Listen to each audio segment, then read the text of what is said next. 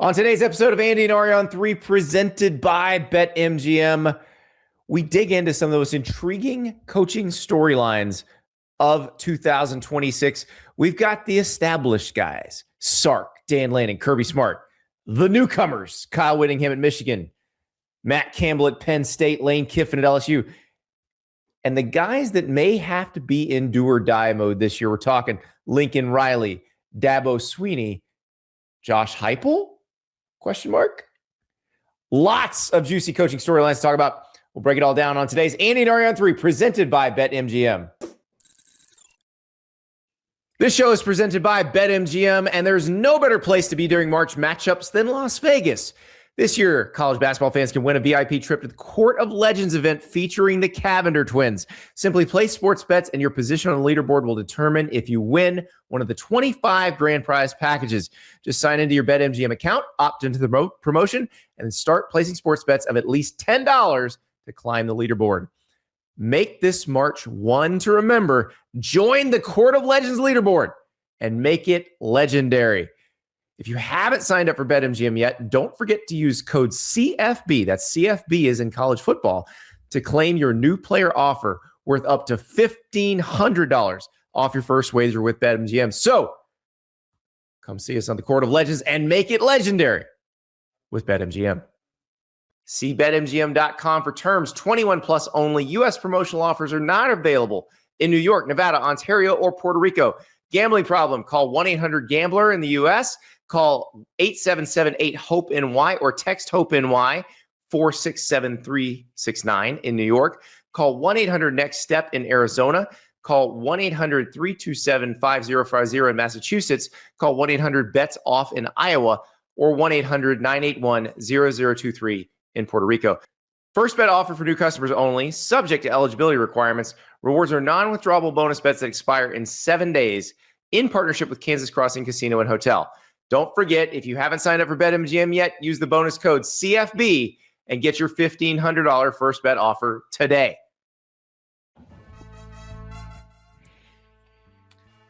Welcome to Andy and Ari on 3, presented by BetMGM, and it's one of those juicy days. We did our juiciest games. Now we're doing the most intriguing coaching storylines, Ari. And this is when you came to me with this idea, I was very excited because there are lots of coaches in kind of different parts of their coaching lives right now. And it's really interesting to talk about where some of these guys are because like I can't wait until we get into the Kirby Smart conversation or the Steve Sarkisian conversation because those are very successful guys who are still in a spot where their fans are probably like, okay, we would like a little more right now, which if I'm Kirby Smart, I'm like, come on. Yeah. Over the hump. I gave you 2 nationals. Well, the entire Kirby Smart discussion is when does he have to stop saying, come on? But we'll get to it. But that's what's interesting. Yeah. Yeah, it's fascinating because, look, the money's huge. And we'll talk about what Brian Kelly said to Dusty Dvorak and Danny Kanell last week in his first interview since getting fired at LSU. But one of the things he said was college football is actually in a pretty good place because the money's there. And he was like, yeah, LSU's paying Lane Kiffin. They're paying me. We'll get into that when we talk about Lane. But the money is huge. All these guys are making massive money. And that means commensurate pressure. That's right. I actually thought maybe we would start the show talking about Joe Burrow and Jessica Alba. What? They're dating, by the way, apparently. They were. Isn't she my age? He's not my age. She's 15 years older than him. And if you're in the card game, Burrow's a buy. That guy's got ultimate aura. But, I think that if we're going to talk about drama, what we came up with is pretty good too. So, yeah, I think that 22-year-old Andy applauding Joe Burrow. I think Jessica Alba if she was 87 years 47-year-old Andy's applauding Joe Burrow too. Good job. Good job, Joe. Yeah. We're all applauding for you, Joe. And, get well soon and, find your love for the game again. But if you don't, you already won in life. So, that's right. I think that these episodes are obviously staples of the off season, but I think they're super important too, because it almost feels like it's a roll call of where we at with people. It's like, not to lean on the Kirby Smart discussion, but like Kirby Smart is arguably one of the 3 best coaches in college football, and every other program in the country would die to have him as their head coach. But has he found himself, or will he find himself eventually in the same scenario as other coaches who are, ultimately scrutinized against their own accomplishments or, resume? Because I guess we can go right into it, right? Let's do it. Let's talk Kirby Smart right now. Yeah. So we're going to do 3 categories here, right? The categories are established, newcomers, and do or die, right? Mm-hmm. So we'll do the established ones, guys who have been proven winners, or people who have done enough to at least say that they've turned around their program they're at. And let's go into Kirby Smart. So at the beginning of the episode here, as you introed us into it, Andy, you said that people in Athens are probably disgruntled or impatient or wanting more, and as they should, right? It is but not like torches and pitchforks. Like, no, let's do a little tail of the tape. Kirby Smart is 50 years old. He's been Georgia's head coach since 2016. He's 117-21. He's won 2 national titles. He's made the college football playoff each of the last 2 years. He made it a bunch when it was 4 teams. He's made it obviously both years since it went to 12. They are expected to make it again this year. They won the last 2 SEC titles. So Kirby Smart has been, by every metric, incredibly successful at Georgia and continues to be incredibly successful. So my question, because you understand, the South better than me. You live there. Let's just say, for hypothetical standpoint, that Georgia has another season that looks just like the last 2, where they are certainly a top 7 team. They make the CFP and they lose in their first game, whether it be after a bye or not. And let's even give them the SEC title, which would be like the last 2 seasons.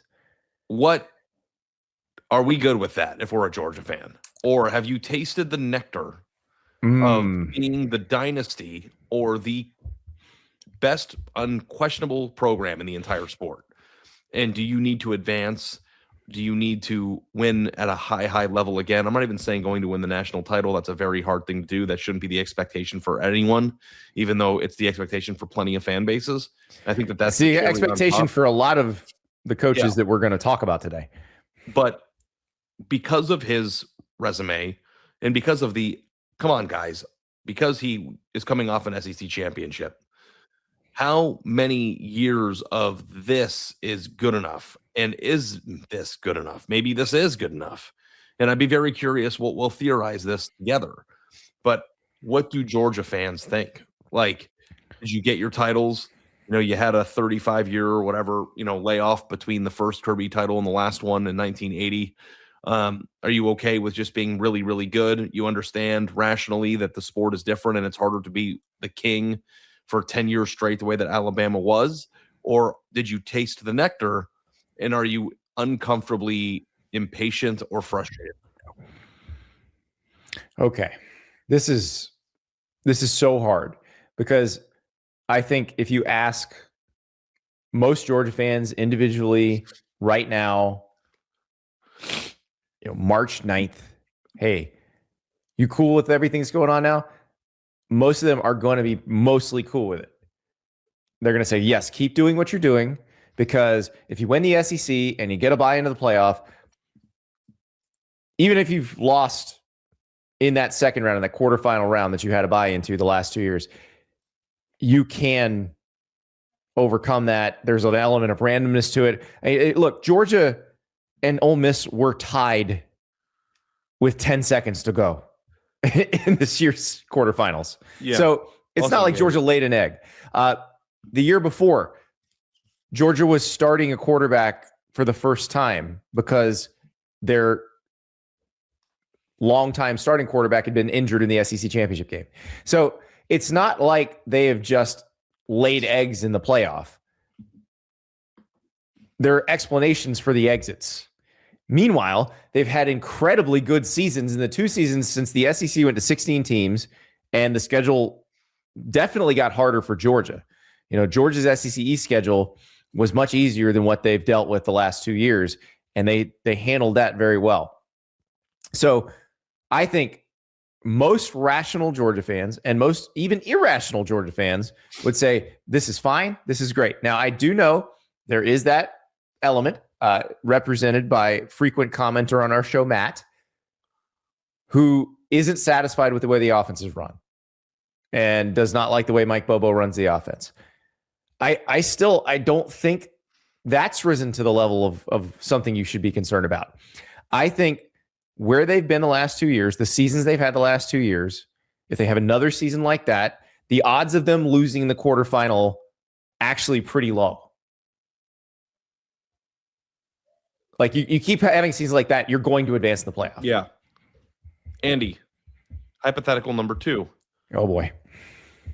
9-3 out. Then they get mad. Then they're like, start firing coordinators, please. Okay. So that would be step 1. It's always fire coordinators first. Here's another shot. I don't know. My personal philosophy, Andy, and I know that you hate this, but I believe it to be true. I think that if you win a national championship, you should get 10 more years. Like Gene Chizik and Ed Orgeron are like, from your mouth to God's ears. I mean, I really do believe that, and maybe 10's too long. Maybe 5 is better, because 10 is an eternity in the sport, and a lot can change in a short amount of time. But we know how hard it is to do that. So if anybody does it, regardless if they have Cam Newton on their team or if they're 2002 Miami, 2001 Miami, actually not 2002, but you have really good players, whatever. Even if you figure out a way to win the championship, however you do it. Well, Larry Coker got 5 more years, I think. So, or maybe 4 more. But Kirby Smart is not in that zone at all. Like his clock did not start with the last national championship. Yes. They've still been good every year since. And like, this is not even close to those discussions. This isn't an insinuation that he's in any trouble holding his job. That would be insane. And I hope nobody's taking it this way. It's a exploration and a conversation about him. And basically my question that I would love to see come to fruition here. I just would be interested to see how it play out if it got to this, I should say. Well, here's the thing. It's not an exploration of Kirby Smart's job status or anything like that.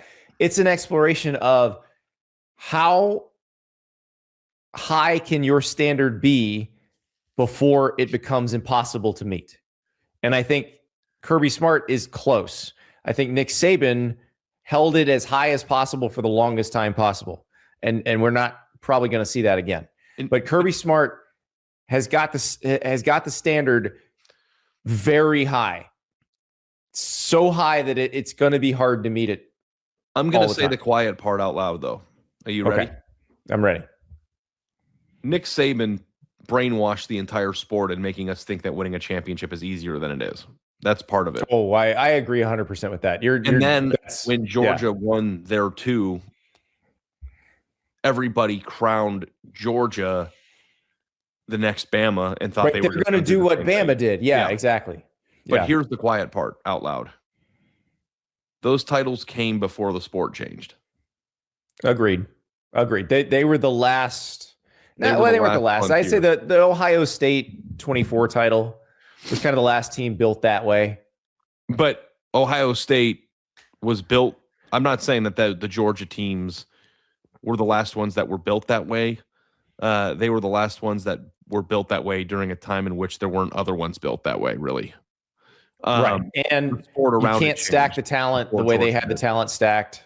You cannot have a team like those teams anymore. And then the concept of equity is interesting to me because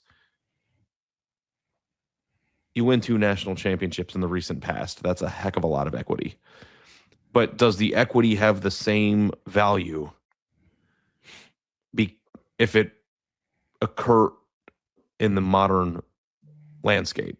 Or does that diminish the value of your equity because it's different now? Like, I'm just asking. I don't know. But I don't think there's been enough sample size in this era to make that decision or that declaration yet.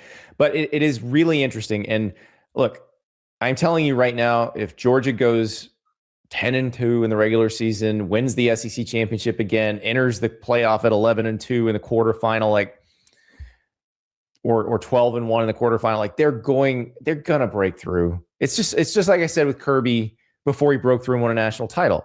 Like you keep doing it, you're going to break through. They keep doing it. Yeah. Very good program, very good team, great athletes, all those things.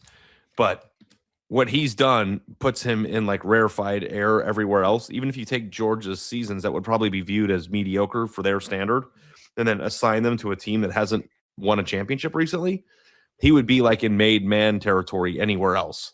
But I am curious, once you get a taste of what it is to win at the highest level. Ari, it doesn't matter where you are. If you win the way Kirby has won, you end up setting the standard too high for yourself to meet. Yeah. But if he had the 2 seasons that he had at Georgia the past 2 years at Arkansas, he would like have his he'd be building a statue. Yeah, and exactly. And these seasons aren't, but like let's be honest, as good as they were the last 2 years, that wasn't Georgia's standard. And I just wonder how long of not meeting the standard as high as it is before people. Yeah, the question is, do you change the standard to something more realistic, or do you just get mad at him? And I think college football history shows they get mad at the coach instead of making the standard more realistic. But yeah, it's who's ever made the standard more realistic? Nebraska? Was that an example? But it took 25 years firing 2 fairly successful coaches before that happened. Yeah, 2 decades. Yeah. I mean, Frank Solich and Bo Pelini get fired before the standard changes. So yeah, it's tough. But I think Kirby's gonna be fine. As Kirby says, no crying from the yacht. Yeah. But definitely interesting case study. All right, let's go to the next one. We move to a different yacht. Let's go to Austin, Texas. Steve Sarkisian. He's 52 years old. He has been the head coach at Texas since 2021. The first year they went 5-7. Then they went 8-5. Then 12-2, 13-3, 10-3. So he's 48-20 in his time at Texas in his 5 seasons. He made after 2 years of build, he made the semifinals for the next 2 years. Once in the 14 playoff, once in the 12-team playoff. Last year, they just missed it. They were 9-3. We've argued a bunch about their schedule. Had they not scheduled Ohio State, maybe they would have made it. Had they not lost to Florida, which wasn't nearly as good as them, they definitely would have made it. So that's where they're at. They have not gotten over the hump. Unlike Kirby Smart, who got Georgia over the hump, who won them 2 national titles, they have not gotten there. They have not played for the national title yet, though they, again, have made the semifinals twice in Steve Sarkisian's tenure. So what does he have to do? And the answer is easy. He's got to go win a national title or get him closer to winning a national title, get him to a national title game. And I would say the administration's been very good to him. Chris Del Conte, the RAD, has done a really good job of getting everybody on the same page there. They give the coaching staff the resources they need. In this era, they seem to certainly be willing to spend on players. So that's it. Your mandate, because you've been given this, is go get closer to a national title or win one. The difference between Kirby Smart and Steve Sarkisian is that his own standard isn't multiple national titles. So the fan base is still starved for it. And I think that he has already delivered something that Texas hadn't had, for multiple decades. And I think he could still live off of that. In terms of the frustration, I think that it exists because last year the team was pretty good and had some pretty important big-time pieces, and they did not make the playoff. Although, if last year was a disaster year, all the teams, I think they had more wins over AP top teams than anyone. Yeah, I was going to say, if last year was a disaster, I'll take it because it means this year's going to be awesome. But here's the thing with them that's so interesting to me. They did not make the playoff. Regardless of how you break down last year, they did not make the playoff. Mm-hmm. This year, they return a large portion of their team. Their offensive line is presumably going to be much better. Arch Manning is in his second year as a starter, and they went out and paid $2.5 million plus for a receiver transfer. It almost feels like they cannot afford to miss the playoff this year. Period. No, they can't. They need to make the playoff. There will be a lot of angst if they miss the playoff this year. Now, if they're 10-2 and it's some controversial miss, that's one thing. But look at their schedule. If they're 10-2, they are not missing the playoff. with the schedule. So you're exactly right. This is what I was saying. They've given him the resources. He certainly bought himself plenty of goodwill because Texas was so bad by their standard. So mediocre by everybody else's standard, but by their standard, it was bad for the better part of a decade. And he brought them out of that. He brought them back into the national title picture. He brought them into an era where they now have rosters where they not only get really good recruits coming in, they have high draft picks going out. And so he's fixed that part for them. Now they want the next piece. They want to take the next step. And I don't think last year is an indictment of Steve Sarkisian at all. I think when you lose most of a really good offensive line and you change quarterbacks and you lose a 3-year starting quarterback, a step back is usually expected. It was not expected this time because of the last name of the quarterback who was taking over. And the talent and pedigree of the player. I think. It is so fascinating. Yeah, I mean, I think he does deserve some criticism for last year because I think he dropped the ball in their assessment of what they had on their offensive line during last year. That's the legitimate criticism of last year. Yeah. And it's not really a coaching during the season criticism. It is a decision-making December 2024 through the middle of January 2025, where you can really legitimately critique them for not accurately figuring out what their offensive line could be and what they actually need. In fairness, because I do want to be kind of like fair to him, what was Texas doing last year during the portal window? Like, they were in the playoffs. They were getting players. Like, they were getting players in other positions. So I get it. It was a miscalculation. They looked at what they had coming back on the offensive line, the young players that they'd been developing on their team, and they thought they'd be good enough, which those players actually may end up being good enough because they're still there. And they got better as last season went on, but they weren't good enough at the beginning. They certainly weren't good enough in Gainesville that day. And that's what happened. But the most interesting thing that I saw last year, and it made me chuckle every time I saw it, was criticism from Texas fans of Sark saying he needs to stop calling plays and take a more global view as the CEO. Mm-hmm. The man's a really good play caller. Like, this isn't a case of like Billy Napier at Florida where he wasn't a good play caller, and that's why they wanted him to hire an offensive coordinator.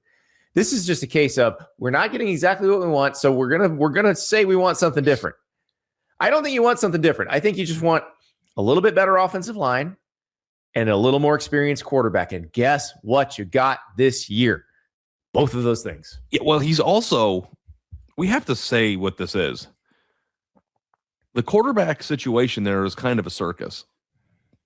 You know, in terms of, it's not a typical handoff transfer of power. No, because in no other situation would you push Quinn Ewers out the door. And Quinn Ewers is going to be starting for the Dolphins this year, I think, isn't he? I mean, maybe they could sign somebody. Yeah, I don't know. They could draft somebody.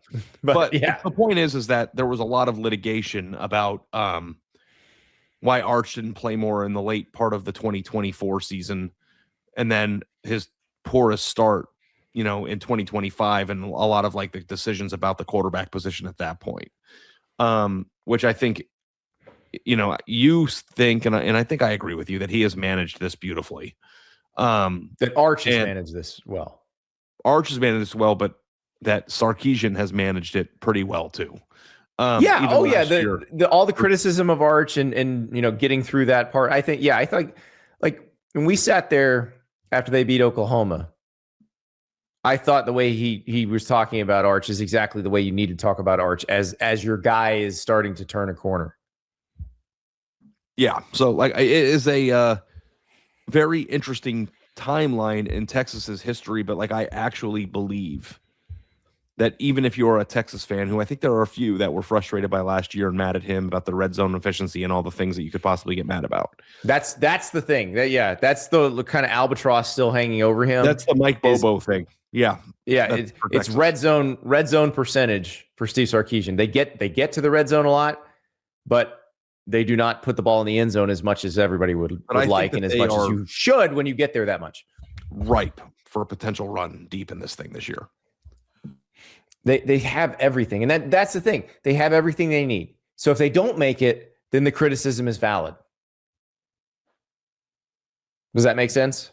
I think it does. Well, and last year too, this is going to controversial thing. I'm always afraid to say it, but I'm just going to say it because it's a podcast. Are we sure they had good enough playmakers last year? We are not sure about that. Okay. We're not sure about that. We know what happened with the offensive line, and we could watch that group get better as the season went on. And now you at the end of the season, you're watching them play against Texas A&M.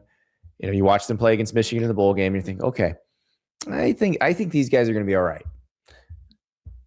And then they went out and vastly improved the roster in the portal. And their best defensive players are back. Correct. Now, did they have the playmakers they needed? I would say the portal action, Cam Coleman, Hollywood Smothers, Raleek Brown, I would say the portal action suggests they did not believe they did. Which then I wonder too, do you think that they dropped the ball in not acquiring a receiver or somebody who could break a game open last year too? That might be pushing it, but I do think that you also have to remember too that Ryan Wingo was still a pretty inexperienced player last offseason, and he just didn't flourish the way that I think people anticipated that he would. And not that he won't. He has a chance now. I think he has a real chance to have an awesome season now that Cam Coleman's going to be lined up next to you. And, I look at the roster top to bottom, and I pick as of, early March, them to win the national championship this coming year. So he has to make the playoff, though, and certainly belongs in the established category, though, Andy. Absolutely. Now he's got to take that next step. The question is, can he? But that's the question you ask of all these guys before they get over the hump. We asked it of Kirby Smart. We asked it of Ryan Day. Now we don't ask it of them anymore because they did it. So that's next up for Steve Sarkisian. Can you do it? Speaking of can you do it? Dan Lanning at Oregon. One of the most successful early runs of a coach that we've seen. Kind of similar a little bit to his former boss, Kirby Smart, when Kirby took over at Georgia without the rough first year that Kirby had to deal with. But Dan Lanning is now 39 years old. He's only 39 years old, which is mind-blowing. He's 48-8 as a head coach. He's made the college football playoff on 2 occasions. They have gotten blown out by the eventual national champions in both of those. Andy, I think seasons. All 8 of those losses were top 10 teams. Yes. They don't lose to bad teams. Yeah. Sorry. So, yeah. So you've got that. I mean, in 2023, they had 2 losses to the team, one of the teams that made the national title game, Washington. So they're good. They've been good, but they keep running into the buzzsaw at the end of the season when, given the way they're moving, given the resources they put into the program, given everything that they've done, they should be the buzzsaw at some point. Yeah. And I think that that's a fair criticism. And, you and I have both been pretty strongly supportive of Dan Lanning and patience and, the evolution of the team and realizing that, winning the national championship is hard. It's never been harder to do it than it is now.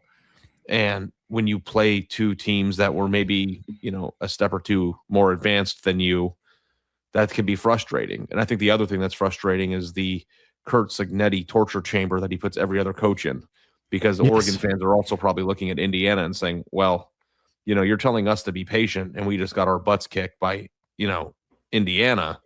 Right. And Indiana so did everybody else. Further, much shorter into the lifespan of their new coach and have certainly not traditionally invested the same type of capital and resources into their program the way that Oregon has. And I think that's a fair point. My retort to that would be, don't compare yourself to Indiana. I don't think anybody should compare themselves to Indiana. That was crazy. And then secondly, it's a very unique situation.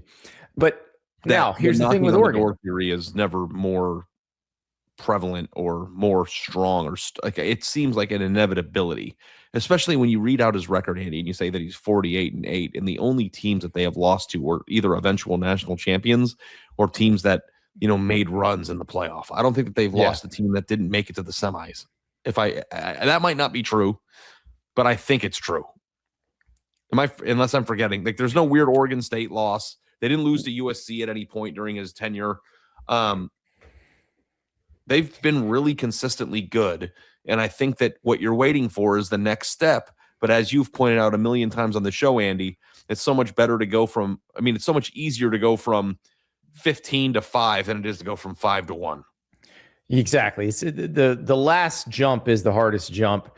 And they just, it's interesting to me because they've gotten one step closer, it feels like, each time. And so if they get another step closer this year, it means they make the national title game.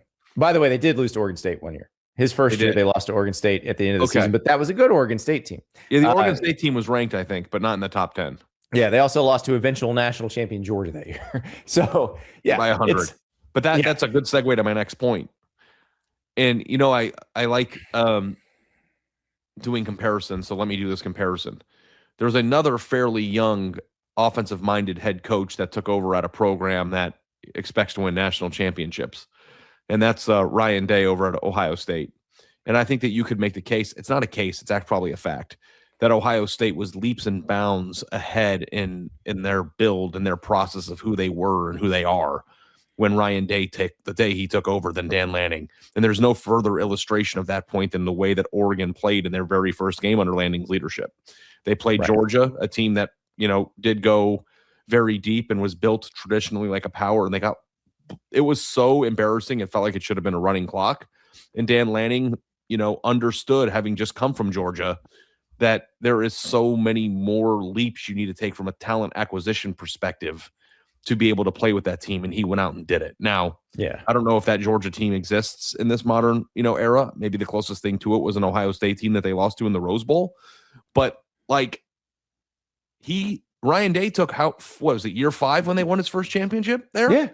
And the thing is, Ryan Day inherited people who had built national championship teams before. He inherited infrastructure with people who had been part of national championship teams before at Ohio State and at Florida. So it was a different situation.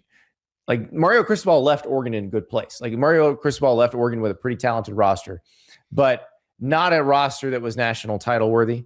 Mario Cristobal had to go get Miami national title worthy, and Dan Lanning had to get Oregon national title worthy. And Mario got his team to the national title game first, but I'd say Dan's had them closer more years. So I have no doubt that if he keeps doing what he's doing, that Dan Lanning is going to get Oregon in position to win a national title. I think that the best team in the country, and maybe this will look really stupid because Indiana was just awesome. I think that as we go on into the playoff era of 12-team era, that the national champion is going to incrementally become worse and worse and worse than some of the national champions that we've seen. I think that's fair. I think there may be outlier years where you just get an incredible collection of talent. Yeah, but it's not impossible at Bama or Georgia, Ohio State, one of these teams. But it is much harder to put together that kind of team, and will continue to get harder as rosters spread out, as the market finds its level, and guys who would have sat the bench behind other 5-stars go, you know what? I can make more money and play more sooner at this other place, so I'm going to go there. And the reason I say this, Andy, is because if your fear as an Oregon fan right now is that Oregon has reached its ceiling, even if you think that this is the best that this team can ever be, which isn't true, but even if you think that, I think that if they can stay consistently this good, which they've proven they can, that the buzzsaws that they've lost to the last few years aren't going to exist. And I think that Oregon's teams that they have fielded the last 2 years will actually be good enough to win a national championship in 2029. I think eventually, even if they stay where they are right now. This year is an interesting case, because if you look at what they did in the transfer portal, it is not Oregon going and grabbing a whole lot of players. They don't need much. They feel very comfortable with the guys they've had. They'll spend money. They went and got some guys. But for the most part, they felt pretty good about what they had. A lot of guys who signed with Oregon in 24 and 25 are now hitting their stride as Oregon Ducks. I think that there are multiple ways to win races, and it doesn't mean that you're always passing somebody at the finish line. I think that you can stay consistent, and teams that are more up and down can go up and down. And eventually, if you stay up here and you just keep going in this direction, eventually up here is going to be the best, I think, with the way that the sport is trending. This reminds me of Georgia, and I realize the eras are different. We've discussed how the eras are different. But this reminds me of Georgia in the early years under Kirby, where they're just there and there and there and there and there, and eventually the right collection of players wins the thing. Yeah. And I think in college football now more than ever, you know what I think a lot about? That like LeBron James existed like during the Warriors' dominance. And like I think that, you know, LeBron's legacy as maybe one of the three best basketball players of all time is certainly cemented. Yeah, imagine what it would have been if the Warriors hadn't gotten it all right. Like if the Steph Curry, Draymond Green, Klay Thompson Warriors weren't humming on all cylinders. Like if the Warriors are like, let's just keep Mark Jackson. We don't need Steve Kerr. Yeah. I think a lot of times sports too is about like the ecosystem that you exist in. Yeah. And like I think Oregon is one of the 5 most equipped programs in college football right now to at least consistently maintain being excellent. And I think it'll happen. I think that back in 2019, if you were always really good, if you're Oregon in 2018, if you're Oregon 2017, 18, 19, 20, you might be like, God, we're really good, but are we ever going to be as good as Georgia? And you might actually be like, no. And like, that would be a fair thing to think. But now there's no other, are we ever going to be as good as that? Because you've already proven through Lanning's leadership that you can field a national championship level team. You just also happen to exist in the same ecosystem as some other monsters that may or may not exist in every year moving forward. So just keep it going. I think that, you know, of the 3 coaches that we talked to in the established list, Andy, that the 2 that haven't won a championship, Sark and Lanning, it feels like an inevitability that both of them will at least win one in the next 5 to 7 years. Is that a fair assessment? Like, I think it's going to happen. I don't think it feels inevitable because it's hard to win a national championship. Yeah, I think one of them will. They'll do it. Yeah. I think if I had to make a bet with one you right definitely now, will, and probably both. Yeah, one definitely. Yeah, I think I would say I would bet any amount of money that at least one of them would in the next 7 years. Maybe it would be harder to say both, but it seems inevitable to me that both will. So unless the sport changes again, I don't know. But, you know, that was a good first breakdown of the list of the established. You ready for an old newcomer? Yes, I am. The oldest newcomer ever. Like, we have to look this up. I don't know what the oldest first-year head coach has ever been in the history of college football. But Kyle Whittingham has to be close to it if he's not the oldest. He's 66 years old. He is 177 and 88 as a head coach. He's 11 and 6 in bowl games. He became the head coach at Utah when Urban Meyer left for Florida after the 2004 season. So he's been the head coach at Utah since then. He steps down at Utah 2 days after Michigan had fired Sharon Moore. This has been a wild set of circumstances. And this has been a strange kind of trip because Kyle Whittingham, one of the most respected coaches in the game, still getting it done. Went 11-2 at Utah last year. Now, had 2 bad years before that. A lot of that can be attributed to kind of a snowball effect of Cam Rising, the quarterback, getting hurt in that Rose Bowl after the 2022 season. Yeah. So it's a strange deal. But the conventional wisdom is that Kyle Whittingham felt like he was being nudged at Utah. Morgan Scalley, who played for Kyle Whittingham, was the coach in waiting. And the thought is that Kyle Whittingham felt the nudge and that people at Utah were kind of ready to move into the Morgan Scalley era. So he steps down. Ari, I have not brought this up on a show yet, and we have not talked about this yet. Do you think he stepped down with the intention of coaching again this year? I don't. In 2026. I don't. Do you? I think he definitely stepped down with the intention of coaching again. He was not retiring, and he said that. I don't think that he anticipated that whatever opportunity he would get would present itself this beautifully that quickly. And frankly speaking, I don't think that Michigan thought that there was a coach of his caliber that would be available during the time in which they had to find one. So it kind of like worked out this way. The thing that I think is most interesting about this is that Kyle Whittingham is an experienced, proven winner at a lower level. He was never hired while he was winning at the highest level. And I don't know why. And I don't know if he would have left Utah during the heyday, the prime. But it's interesting because it was such an interesting build because so he takes over. They're the Mountain West champs. Urban Meyer's just had this great season where they busted the BCS. Whittingham keeps them good. He then makes them in 2008 probably even better than they were in that year with Meyer.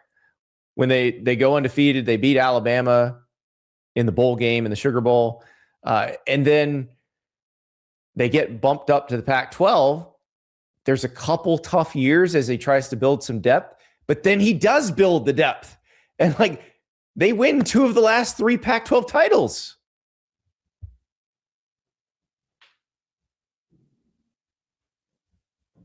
So we're talking about juiciness.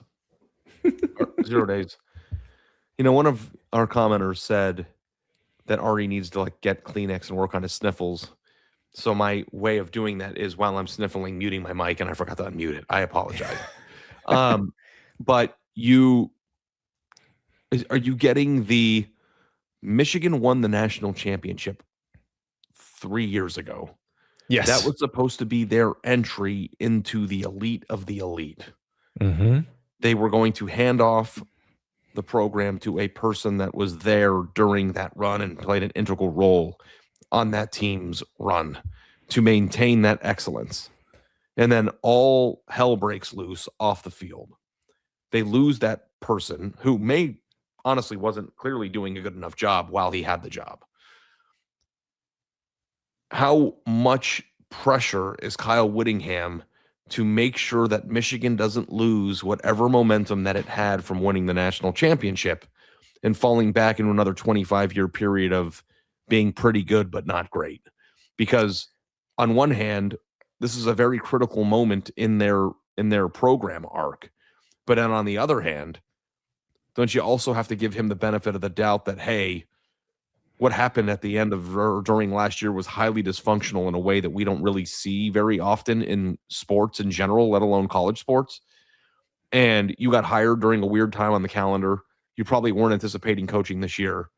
Do you get a year to try to get your bearings of a new place that expects to win a championship? I don't know how Michigan fans are viewing this season. Now, you'll tell me what you always tell me. They demand excellence and they expect excellence. There's no honeymoon. I think that's true, but from a rational analysis of this, I don't know how to view what the expectation. What is a successful season for Kyle Whittingham in year one? Make the playoff, and this really isn't about Michigan's expectations. It's more about Kyle Whittingham's expectations and the fact that Kyle Whittingham did this and the fact that Michigan did this. This was Michigan going out and getting the best coach they could get.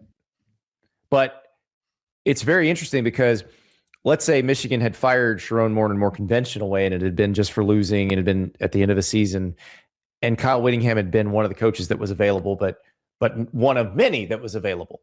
The whole cycle hadn't already been done. I still would have called hiring Kyle Whittingham maybe the best hire of the cycle. I don't think a 66-year-old guy goes to this place to rebuild it. He's going to win now. That's the whole point of this. He's not doing this except it is to win now. But Andy, their need for him to win now from a program standpoint, even if you view him as a 4 or 5 year rental, is so massive because they were so close to breaking through and being being in the same sphere as. But I think if Kyle Whittingham had replaced Jim Harbaugh, they probably would have broken through.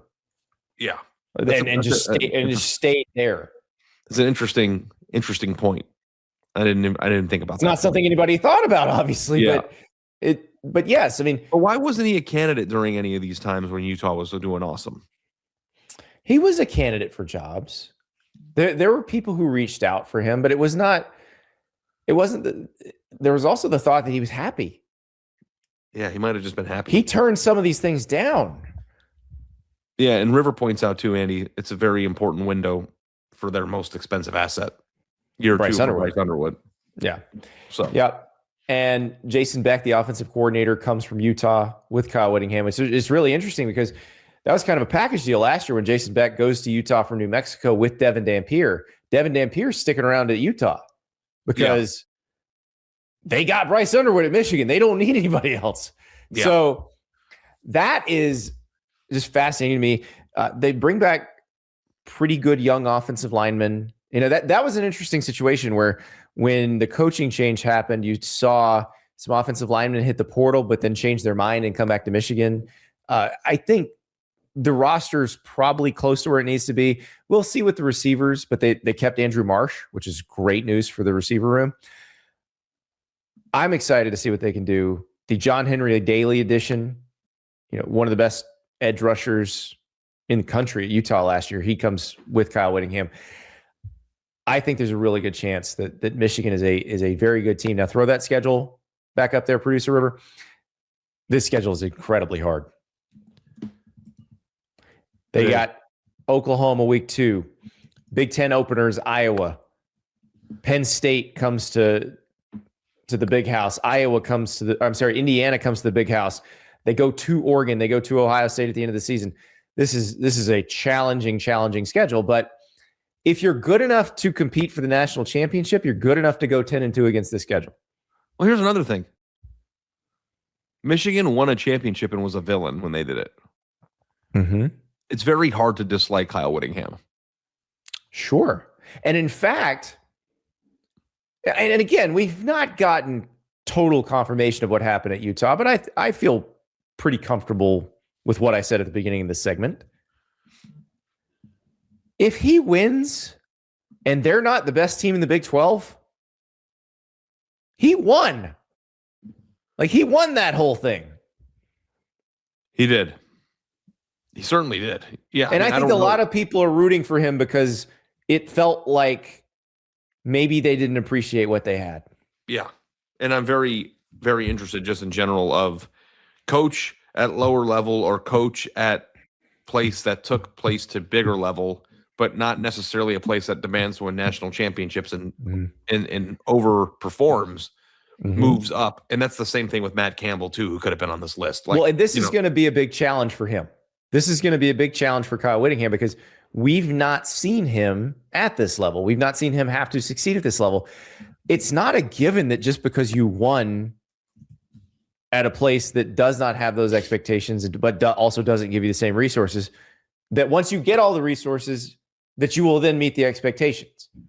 But I would argue that Kyle Whittingham has spent his entire career exceeding expectations for the most part.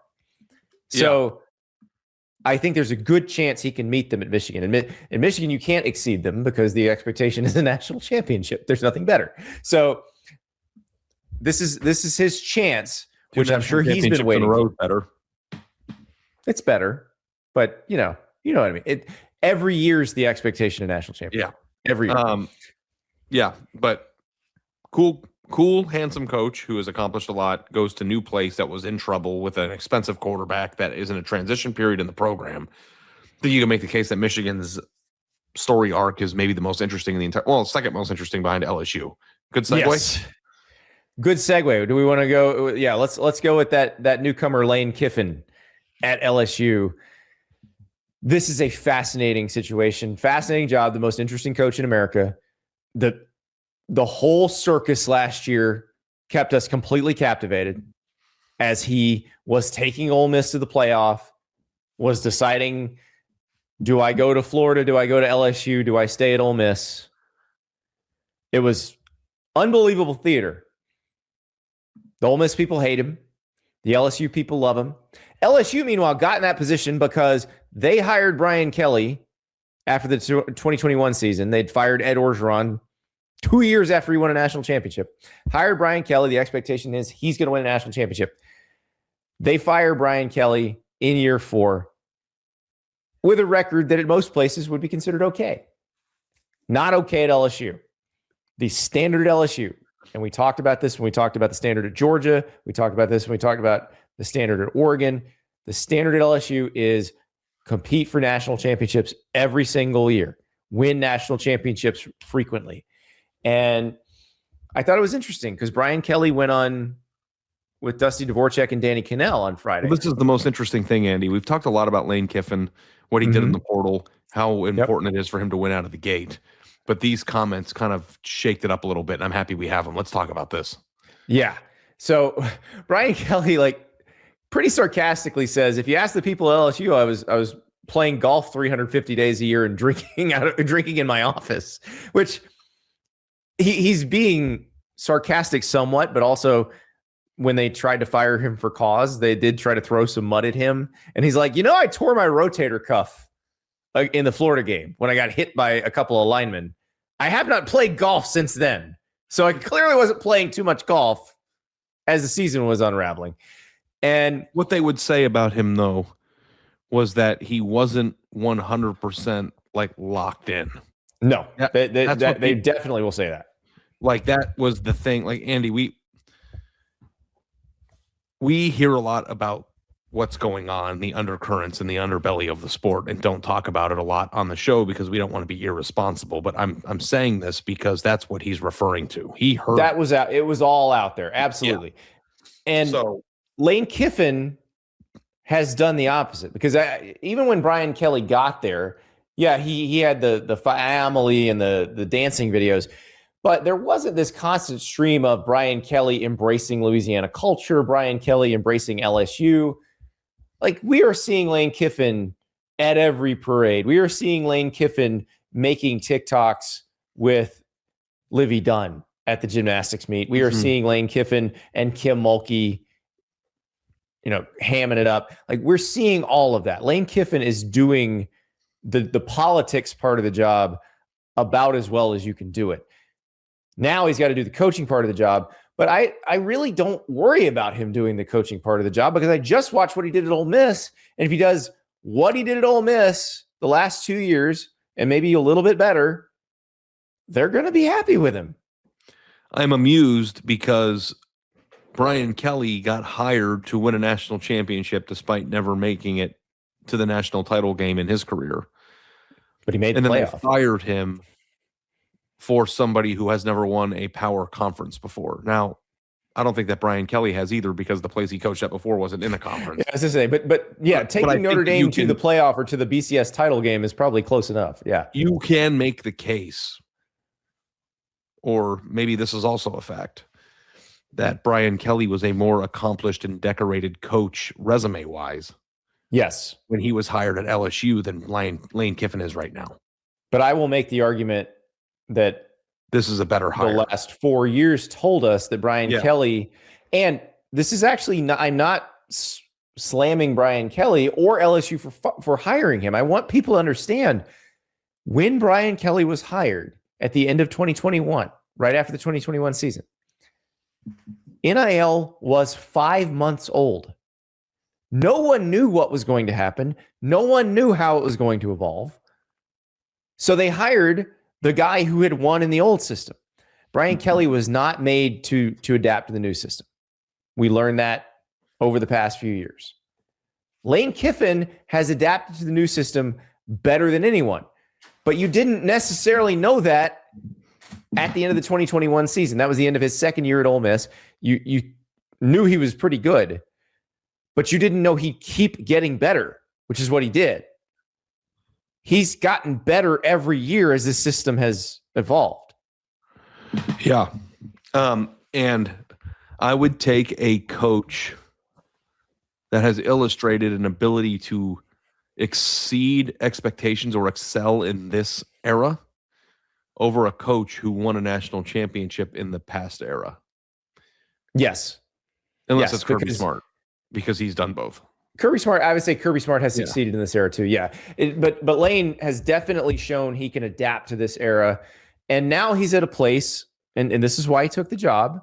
And I'm going to duck in case there's Ole Miss fans watching this. He's in a place where he probably has more advantages in terms of brand recruiting. Like that's I don't think that's a hot take. So he should theoretically be able to put together better rosters at LSU than he did at Ole Miss, playing against the same teams that he was playing against at Ole Miss. And I actually think that you could make the case that this LSU roster is already better than any roster that exists under Brian Kelly. No? Oh, under Brian Kelly, yes. Yes, I'm not ready to say it's better than any Lane Kiffin Ole Miss roster, but yes, I would agree with you on that. And I don't know, maybe I'm pushing it, but they had Jaden Daniels and Malik Neighbors at the same time. So, yeah, Brian Thomas Jr. That was 3 first-round picks right there on their offense. But their defense was so bad that year, it kind of averages out, doesn't it? Yes. I don't know. But still, in terms of like collective roster, I think I would take. It's really hard to say that out loud because their offense was one of the best offenses in like college football history that year. But the defense is real bad. Collectively, both sides of the ball, I think I would take this roster over any of the other LSU ones during the Brian Kelly era. I would too. And we haven't seen him play down yet. But I trust. It's because I trust Lane Kiffin to put it together. And he's earned it. He's earned that trust. He's not earned your trust if he's your coach and somebody's offering another job, but he's earned your trust that he can put together a freaking roster in the transfer portal NIL era. Yeah.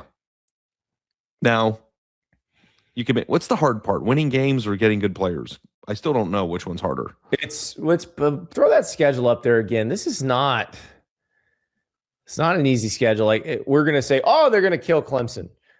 They'll beat Auburn. They'll beat Tennessee. They'll beat Kentucky. We don't know any of that.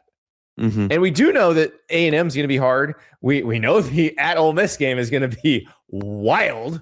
What is October 3rd's logo? Is that Morehead State? I believe that is Morehead State. Or is it McNeese? It might be McNeese. No, McNeese has the cowboy. I don't know. I don't know that logo. Let's play guess the logo. If it's McNeese, they've changed their logo. All right. So what's your guess?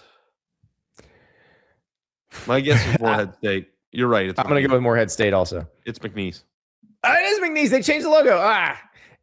The colors. Yeah. Okay. So I'm looking on LSU's schedule. They have the old logo on the schedule with the rider on the horse. Yeah. But Andy, I think this is a wonderful segue to the next person in the next category because LSU plays them in week 1. Well, no, we have another newcomer, and we do. We still have to, and we still have to talk about. It's going to be an hour and 40 minutes, is what you're saying. Yeah, we still have to talk about what Lane Kiffin's expectations are. Which you know what the expectations are for Lane Kiffin at LSU? Win the national title every year. Yeah, but I also think that they're. I do think that if he makes the playoff, he's a hero already. I agree. If he makes the playoff this year, they'll be deliriously happy. I don't think he has to win the national title this year. I think he has to make progress toward the national title and then win it by year 4 because that's what Nick Saban did. Yeah. That's what Les Miles did, and that's what Ed Orgeron did. Making the playoff in year 1 will appease people for a year, but then once you do that, your standard reverts right back to, well, we're LSU. Everybody else won titles here, but Brian Kelly, go do it. And that's okay. It's the one place where I really don't begrudge them their high standards. Yeah, they've earned it. So we'll see if Lane Kiffin can meet it. But yeah, I think he can make the playoff. And I agree with you. If he just makes the playoff, I think they're pretty happy with that this year. Let us go to one other newcomer. We talked about Kyle Whittingham earlier. Now a guy who has to play against Kyle Whittingham, and that is Matt Campbell, who comes to Penn State from Iowa State. And this was a weird coaching search, Ari. This is one of those that took a lot of twists and turns. There was all this Kalen DeBoer noise from Penn State, but not from Kalen DeBoer's camp. And it turns out Kalen DeBoer came out and said that there was nothing there. Campbell is one that if you told me on the day they fired James Franklin, they're going to hire Matt Campbell, I'd have been like, that's a great hire. Great job. But I would assume it would have been done the day after Iowa State's last game, and it didn't quite work out that way. Yeah. Matt Campbell, the newcomer, and there's so many other interesting newcomers. You have Alex Golesh at Auburn. You have John Summerall at Florida. I don't even list the new hires. But this one is interesting because Penn State was in the college football playoff semifinal 2 years ago in a drive away from playing for a national title. And there might not be a elite level program's fan base that is more starved to make it to the championship game or to win a national title than Penn State fans. It's been a long time. It has been a long, and 1986 was a long time ago. Now they had some really good teams in the 90s as well. I was not born. That just killed you. You didn't see that Fiesta Bowl? Not even as an infant. You didn't see the Hurricanes walking in there. I might have been like growing inside my mom at the time. That's a weird. I feel so old right now. You know who was born but barely? Matt Campbell is 46. He's a year younger than I am. So he was probably watching that as a kid at home. I was conceived based on the timeline of this whole thing. Just good to know. Congrats to Ari's parents on that. Congrats on the sex, Mom and Dad. Yeah. But Matt Campbell, so 46 years old, he was, hold on, I got to find the record. I want to read it to you exactly. He's been a head coach at Toledo and Iowa. He's actually been a head coach for a long, long time when you consider how young he is. He was head coach at Toledo for 5 seasons, and then the head coach at Iowa State for 10 seasons. So 15 seasons already as a head coach. But his record at Iowa State in 10 seasons was 72-55. When you look at that compared to every other coach who's coached at Iowa State, he's the best who has ever coached there, and it is not close. So you can look at that record and say, well, I don't know how good he was. If you have any idea of how hard it is to win there, he was awesome there. And I think that good resume bullet point is best coach in program history at the place you took him from. Mm-hmm. Yes. But again, another interesting case of leveling up and going to a place that has insanely high standards. And the standard, I don't think last season dropped the standard. If nothing else, it raised the standard. Yeah. You fired James Franklin, who had all these great seasons, but they weren't quite good enough. And then the second he has a bad year, you fire him. So you are saying we have to be great every year. We have to continue moving toward a national title. They were tired of the plateau. And it's interesting. I used to write all the time, Ari, that Penn State people just want to feel something. They're tired of being on this 10-win-a-year plateau. Well, they felt something last year, and it felt pretty awful. So I think for the time being, at least for this first year, they will be invigorated and excited about a change of scenery because James Franklin was there for so long. But I think that Matt Campbell's leash is shorter than we think. He's got to come in there and win now. Yeah. He does. You don't fire James Franklin. You don't pay him all that money unless you feel like your next guy can get you where you want to go. Otherwise, just keep James Franklin. You don't want to be a single game worse than Franklin. And Which that is a tough. really hard thing because 9-3 is pretty good. Right. Because James Franklin was in the semifinals of the college football playoff the year before last. The semifinals. So, but Rocco Becht comes in. He's a very good quarterback. They retained some important pieces. They retained some very good players. Yeah. And that's the thing. It feels like they kept most of what they wanted to keep. Now, some players did follow Franklin to Virginia Tech, but it feels like Matt Campbell did a really good job of retaining people that he wanted to retain and then brought what he wanted to bring from Iowa State. Now, he didn't port the entire team from Iowa State because you've got to be able to level them up. It's got to be people you believe can succeed in the Big Ten. But this should be a fairly old team that knows what it's doing right off the bat, like immediately. Yep. And I would expect that. Like they're always very well coached and he's a very easy person to play for. I also am very fascinated by Virginia Tech this year because they had an infusion of talent from a team that wins 10 games out of the Big Ten. And I think they might be sneaky pretty good in their first year. But and Franklin reinvigorated, absolutely. But Campbell now gets his chance. And this is similar to what we talked about with Kyle Whittingham in Michigan. We've always wondered, what's this going to look like when this guy gets a chance to do it, when he has all these resources, when he has the capability of putting together one of the best rosters in the country. And it was interesting because Campbell never seemed to want to swim in the really, shark-infested waters recruiting-wise. But now I think that probably had to do with the old era of it. Yeah, but he has to be a shark now. Yeah. He has to be. And maybe part of that, too, is out of his hands.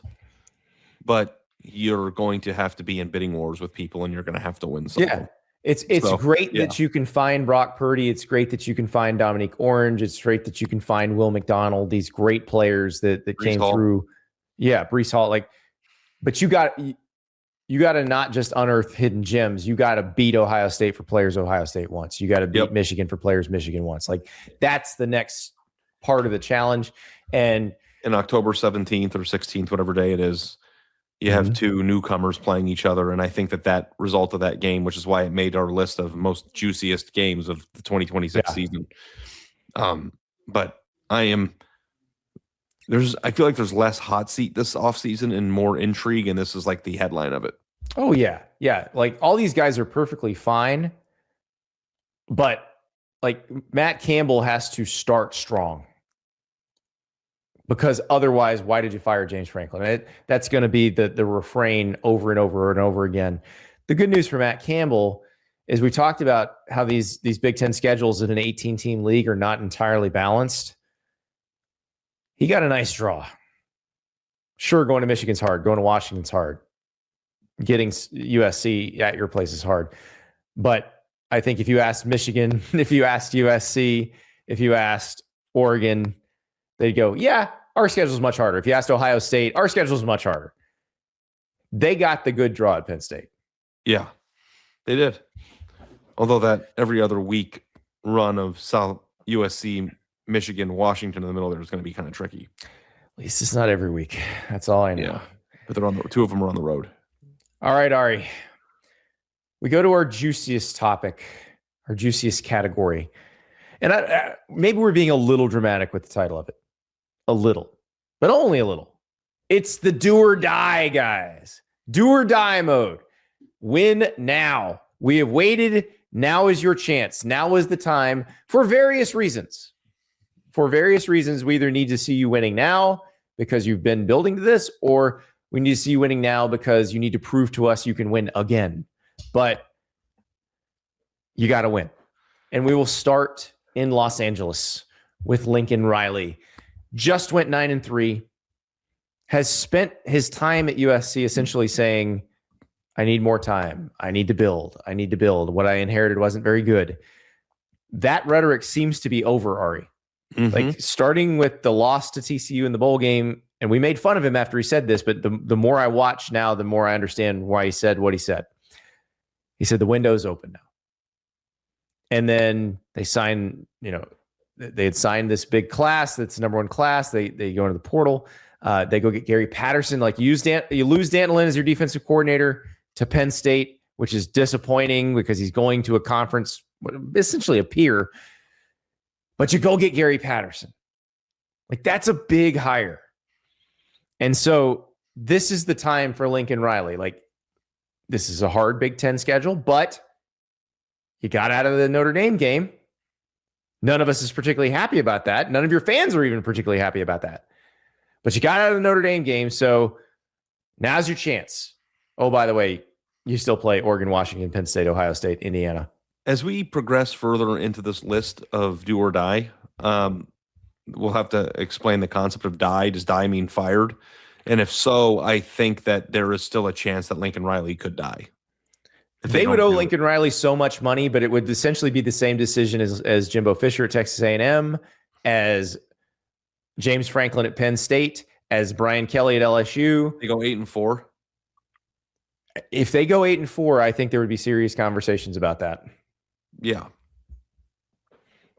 We're not we can't. I mean, we say the same thing about him every offseason.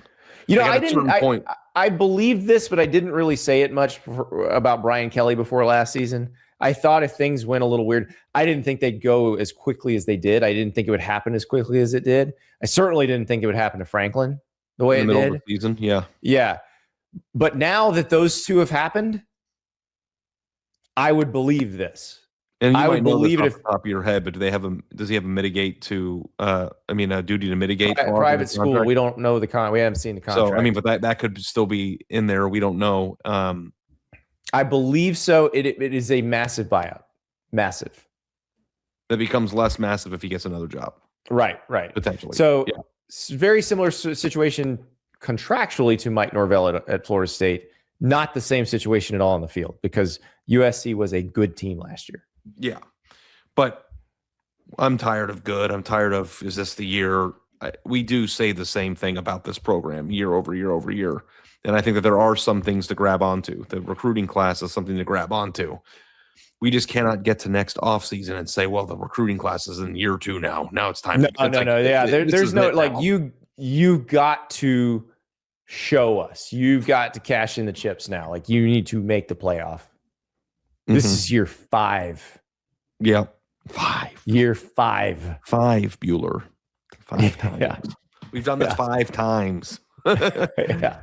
I mean, it's now if they go 9-3, there's a version of 9-3 where you're like, yeah, they were pretty good. And they just, kind of got screwed in a game or something like that. That's a little bit different. But if they're 7-5, if they're 8-4, I don't think there's any goodwill left with the fan base. The fan base says no, absolutely not. We'll know on September 26th, Andy, when they host Oregon. They'll probably be 4-0. We'll know that day whether they're it or not. And I don't even mean they have to win, but we will know in our they need to be competitive with them in that game, whether you'll see it with your eyes. Did they do it or they didn't? You're going to know it. And then when you do know it in early or late September, there's a lot of season left for people to get antsy. Well, that's what happened at LSU last year is they knew it pretty quick. And then it was what? Number 8 juiciest game on our list for a reason. Yes, that Oregon. And it's funny because even Oregon fans were like, why would you have that one? What does that mean? Because it's not juicy to you, Oregon. It's juicy to USC. Exactly. Juicy to me. Yeah. It almost is, as juicy as Lincoln Riley's chance. Yeah, it is Lincoln Riley's chance to say, here is a team that we are confident is going to make the playoff, and here's how we stack up against that team. At home. You gotta look the part. You gotta be the part.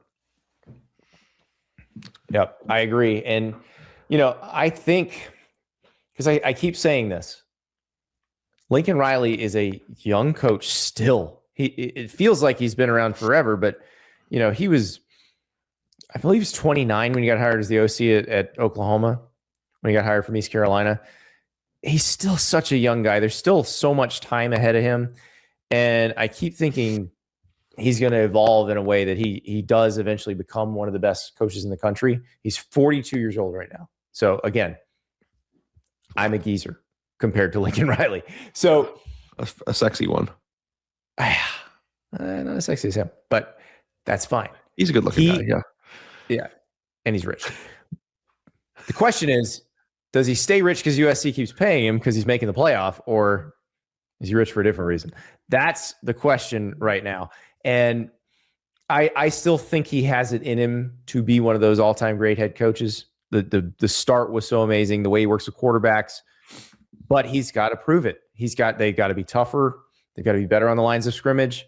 But if they can do it, this is the year to show us. Ari, let us head across the country to another do or die situation for a completely different situation, completely different reason. Lincoln Riley has never gotten over the hump.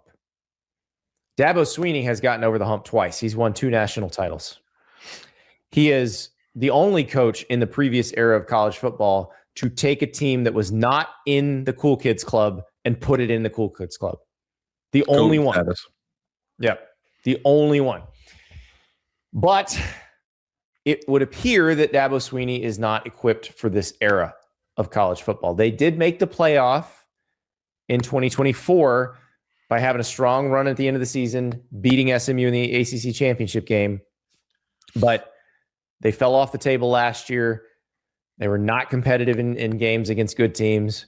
And frankly, we're equipped from an athletic perspective to potentially be very good, which is the more disappointing part. 3 first-round picks off this team. I think that's a certainty, isn't it? I don't know. We're not sure if TJ Parker, but it certainly seems like Peter Woods and Avion Terrell. But it could be 2 or 3 first-round picks off this team, off the defense alone. And that record with that level of talent on the team is shocking. Shocking. So now, I think before the last few months, I would have said Dabo Swinney is one of those guys who would say, you will have to fire me and pay me every cent you owe me. I am not giving 1 inch on this. I will continue to do this my way. I know I'm right. And I know there's people at Clemson who feel like he's that stubborn. I don't know about you, Ari, but I have gotten a sense in the last few months that stubbornness is sort of fading away. I think the going after Pete Golding was a really interesting little window into his mind. Yeah. Because it is Dabo Swinney saying, maybe my way isn't going to work. Because I don't believe that the going after Pete Golding thing was about turning Pete Golding into the NCAA and Pete Golding getting in trouble with the NCAA. I believe that was Dabo Swinney going, I don't think the NCAA can do anything about this, and I'm going to make them say they have no power. And then when they admit they have no power, I am going to say, you know what? Maybe I need to do things differently. And the idea of Dabo Swinney saying to himself, I need to do things differently. Well, he wasn't singing that tune for the last few years. It feels like he's more open to that now. Yeah. I mean, he is going to have to adapt if he is going to be there for the next 3 years. Like, I am genuinely curious, and I don't know, but if Clemson is Clemson from last year again, is he on the hot seat? I think at that point he might go to them and be willing to make a deal. So, like, we're at the where he's the ambassador and all that. If it looks like it did last year, if there's no improvement, I think he might understand that is a sign. Now, I just mentioned that it feels like he's a little more open-minded. He's come around to the idea that he might need to handle things a little bit differently. That said, it looks like Christopher Vizina is going to be their starting quarterback. That's the guy who backed up Cade Klubnik for the last 2 years. They didn't go out and get one in the portal. Now they got some freshmen too. When he needed to hire an offensive coordinator, so they fired Garrett Riley. They need to hire an offensive coordinator. He hires Chad Morris, who was the guy who elevated Clemson back when he hired him, I think in 2011. But Chad Morris has not been ultra successful in the last few years. And it felt like, hey, trying to get the band back together instead of going and finding the person who could really run the best offense in 2026. Now, maybe we're wrong about that. Maybe Chad Morris comes back and is like the guy who took over with Taj Boyd back in the day. But it's an interesting situation because they didn't go get a quarterback, and the guy you're elevating to the starting job we think they're elevating to the starting job is the guy who couldn't beat out Cade Klubnik, who wasn't very good last year. Yep.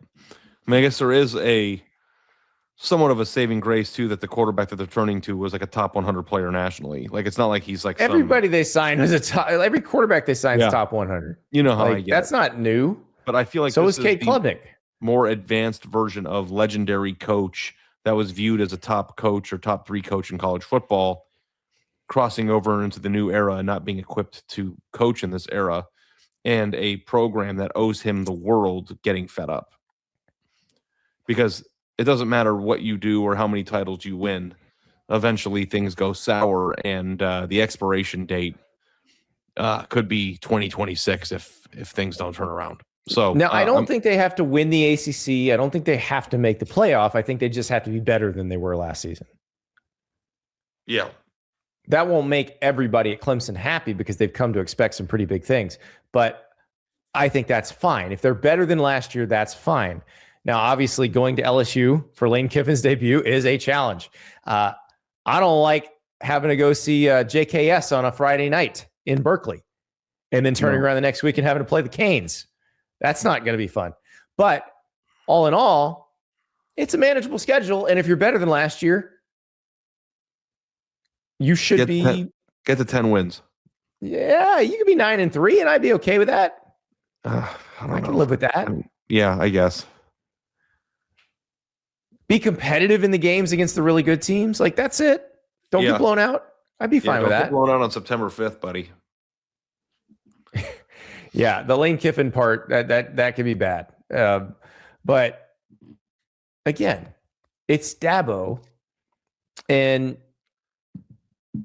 he has earned some benefit of the doubt. He's been really, really good. But the problem is the last few years have taken away most of the benefit of the doubt. Yeah. So he's got to get better, or they're going to have to make a hard decision. And when I say they're going to have to make a hard decision, I'm not just the athletic department, not Graham Neff, the AD. I think Dabo Swinney himself is going to have to, if they are as bad as they were last season or worse, he's going to have to look in the mirror. And I think he's then looking in the mirror a little bit more lately. And so that gives me some confidence that it could get better. Yep. A little bit. One more do or die situation. And this is not one that I think anybody's going to get fired. But I think it's a very interesting situation. And I want to go back to something I said on the show a few weeks ago. Well, we'll start. Okay. Our guy, Chris Lowe at On3 had a really interesting interview with Josh Heupel a couple weeks ago. The thing everybody grabbed onto is Josh Heupel saying that he thought a 2014 playoff would make sense. That was kind of a throwaway quote at the end of the story. The thing I thought was the most interesting was the one at the beginning of the story, where Josh Heupel said something that I had said on our show a week earlier. Now, I don't think this is because Josh Heupel was listening to the show. I think this is how he feels. And I was very interested to see that he agreed with this sentiment.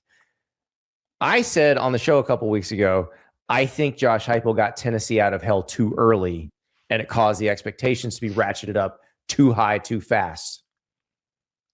That if it had taken another year or two to get them to the playoff, the Tennessee fans would still be overjoyed with Josh Heupel. And now they're not out on him. They still love the fact that he got him to the playoff. And I think they're still optimistic. But they're side-eyeing him quite a bit more than they used to. I think you are very appreciative of a coach that turned you from a dysfunctional program into a functional one. And when you're dysfunctional, you're just dying to be functional. He accomplished that already. But a fan base that's as robust and passionate as Tennessee can only be satisfied with functional for so long. Right. And I think we're at the point where they're done being functional and they want to be really good. And they have not been really good in a long time. We're talking kind of mid-Philip Fulmer era was the last time they were really good. I was a beat writer covering the 2001 team. That 2001 Tennessee team, which I believe ended up winning 10 games, was one of the best collections of talent I've ever seen. They were awesome. And they should not have lost to LSU in the SEC championship game. They shouldn't have lost to Georgia in the Hobnail boot game. Like that team should have ended up playing Miami for the national title that year. I don't know if they would have beaten them, but they were probably the only team in the country that could compete with that team. Tennessee hadn't had a team like that since then. Even the playoff team 2 years ago wasn't that. No, 25 years. 25 years, Ari. And maybe part of that, too, is why Heupel gets into hotter water faster. It's the over-delivering early, and then, of course, the 25-year pressure cooker of dying to be yeah. Now, I would argue that the year before, Hendon Hooker, the last year with Hendon Hooker, where they won 10 games. Now Hooker got hurt against South Carolina, but that was a great team. That's probably the best team Tennessee's had since that 01 team. 25 years, yeah. Yeah. And then they make the playoff the following year because they had a really salty defense. I don't know if it was necessarily because of the offense, but they had a good running game, salty defense. This is a kind of rubber meets the road year for Josh Heupel. Yeah. They need to be better than they were last year. They need to be in the mix for the playoff. I think the problem last year, and look, we knew it could be difficult because of what happened in the spring with Nico leaving, the whole Joey Aguilar thing. Now, I think everyone was pleasantly surprised by how well Joey Aguilar ran the offense and unpleasantly surprised by what a step back the defense took. Yeah. Now they bring in Jim Knowles to run the defense. This is the year they need to be competitive for the play. I don't even think they have to make it, but they need to be competitive. And like when you play Vanderbilt at the end of the season, you can't get blown out by Vanderbilt. Yeah. You can't. Yeah. I think that being competitive or beating Bama would be a pretty big situation for him. You want them to be the home game September 26th against Texas is going to be massive because you cannot get blown out because everything's a measuring stick. It's not, I think so many times on this show and everywhere else that you listen or talk to about college football, it's always about record. Yeah. And I think we lose sight on the importance of fans aren't stupid. Mm-hmm. And if you are outclassed by an elite team, it doesn't matter what your record is. If they know you're a second-class citizen, that's what bothers them. It's not that you're 9-3. It's that you're 9-3 and you got your ass kicked against really good teams you played. They cannot get their ass kicked. Well, as interesting as that Texas game is, and it is very interesting, the next week, Heupel's former offensive coordinator, Alex Golesh, comes in with Auburn. Mm-hmm. And you got to win that. You got to see, you get two first-year coaches in a row. You get Golesh in Auburn, you get Ryan Silverfield at Arkansas. That Alabama game, we probably could have had Kalen DeBoer in this do or die section too. Yeah. Oh yeah, for sure. There's other. And then coaches. Shane Beamer at South Carolina. This is the next game. We added coaches in here that we hadn't had this conversation. Like we just had this conversation about DeBoer. Yeah, DeBoer enough, but yes, he certainly would be on here. And of course, John Summerall and Alex Golesh would have been fine newcomers to talk about too. In fact, this episode was an hour and a half, but we can do another hour and a half on Tuesday, just doing it again with 9 new people because we could. But I think that Heupel is interesting. Like I am interested in this, and I don't know where Tennessee fans are going to land on him or ultimately how good they're going to be. But I think that the time to be excellent again has come. And if they're not excellent this year, I think his next offseason is going to be a long one. So, and it's so fascinating to me because for so long, Tennessee went through the wilderness for a while. Lane Kiffin leaves, they hire Derek Dooley, then you have the Butch Jones years, then the Jeremy Pruitt ones. Like for so long, they just wanted competence. They wanted to be competent every year. Josh Heupel has made them competent every year, but this is I don't even think it's one of the most passionate fan bases in the country. It might be the most passionate fan base in the country. Yeah. In terms of they love you so much they're crazy, I think Tennessee's up there. Tennessee's probably number one. What came first, the crazy or the love? Yes. Which one? They really, this is a fan base that obsesses over its team. Probably, look, Alabama fans love their team. Ohio State fans love their team. I have always felt like Tennessee fans are just more obsessive about their team. And I think that's how you get from, God, can we just have a competent team, to, all right, I'm sick of just having a competent team. Yeah. Fascinating stuff. And we'll break it down all year. Trust me. Oh yeah. Yeah. This is going to be a really fun college football season coming up. We have a lot of angles left to hit this offseason. We'll have you completely ready by the time toe meets leather. But hey, this week, probably get a little more basketball because we got conference championships. We got tournaments. We got Selection Sunday coming up this Sunday. The best weekend in American sports. I would say the best weekend in sports in the world is coming up. First weekend of the NCAA tournament. So a lot of fun stuff coming. Thank you for watching. Please subscribe to the On3 YouTube page if you haven't already. And subscribe to us on wherever podcast platform you choose. And we will be here every day in the offseason breaking it down for you. And we will talk to you tomorrow.